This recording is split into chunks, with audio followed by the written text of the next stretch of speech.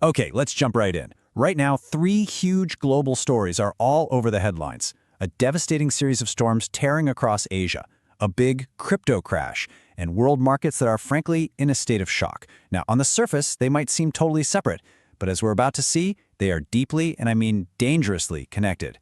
We're going to break down how a storm in Asia can actually shake the very foundations of Wall Street.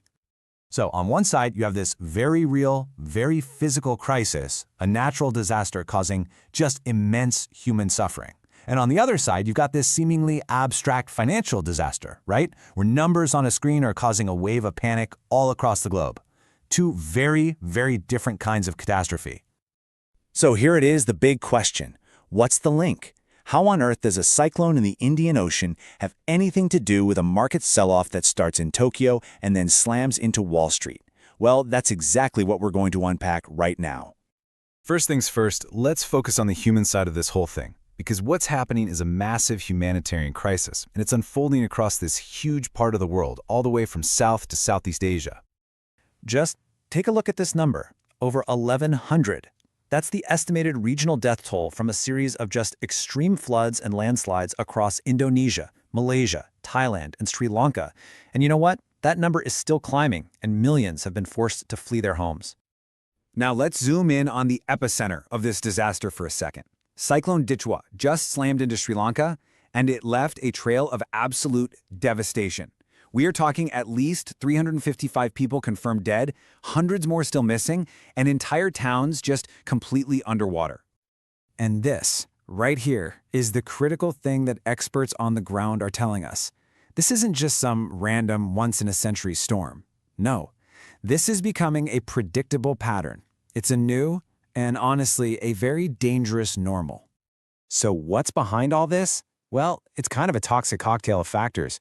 Of course, climate change is making these storms way more powerful, but that's being amplified by rapid deforestation, which leads to horrific landslides and just systemic mismanagement of environmental resources. You put all that together, and these extreme weather events, they're becoming a yearly threat. All right, so as this physical catastrophe is unfolding, a very different, but you'll see, connected, kind of chaos is erupting in the world's financial systems. And it all started with just a single signal that kicked off a global domino effect. The Bank of Japan hinted it might raise interest rates. That tiny little signal, it triggered a massive global bond sell-off. And when investors got scared about the uncertainty, they immediately started dumping what they call risky assets. The result? A big slide on Wall Street and all across Asian markets. You want to see just how much fear was in the market? Look no further than Bitcoin. It's often seen as a sort of barometer for how much risk people are willing to take, and it plunged over 6% to below $86,000. That was its sharpest single drop in over a month, and it just shows how fast investors were running for safety.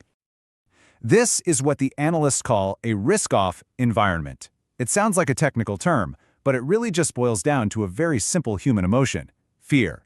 When uncertainty is high, money flows out of things like stocks and crypto and into what are seen as safer assets, like government bonds.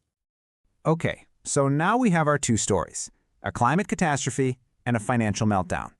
This is where they collide, and this is why it matters so much right now. Just look at this. Countries like India and its neighbors are literally getting squeezed from two directions at once. On the one hand, you've got the climate crisis, creating regional instability, forcing people to migrate, and creating these massive demands for aid.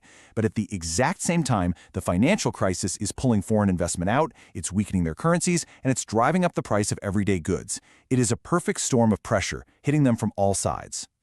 And so the really crucial point here is this. The distance between a cyclone hitting Sri Lanka and what's in your wallet is shrinking every single day. A bond sell-off in Tokyo doesn't just stay in Tokyo. It can ripple out and actually affect the price you pay at the pump. These events are deeply interconnected, and they are directly shaping our world right now. So, with all that in mind, where do we go from here? Well, here are the 4 key questions you should be watching to really understand where this is all headed. First, all eyes are on the Bank of Japan. Are they going to push ahead with raising rates to fight their own inflation, even if it causes more chaos globally? Or are they going to hit the pause button to try and calm things down? Their next move is absolutely critical. Second, on the humanitarian front, it's all about speed. How quickly can the international community actually get aid to the millions of people who've been displaced by these storms? This is truly a race against time. Third, this is the big picture question. Will this awful combination of climate and economic pain, will it be the wake-up call that finally forces governments to take aggressive, meaningful action on climate policy? Or is this going to be another tragic missed opportunity? And finally, for anyone with money in the markets, is this just a temporary blip, maybe a dip to buy into? Or is this the opening act of a much longer, much rougher period of volatility and uncertainty? So I'll leave you with this final thought. We have a physical world in crisis and a financial world in turmoil. Which of these two stories do you think will ultimately have the biggest, most lasting global impact? It's a tough question, and the answer is probably that we can't even really separate them at all anymore.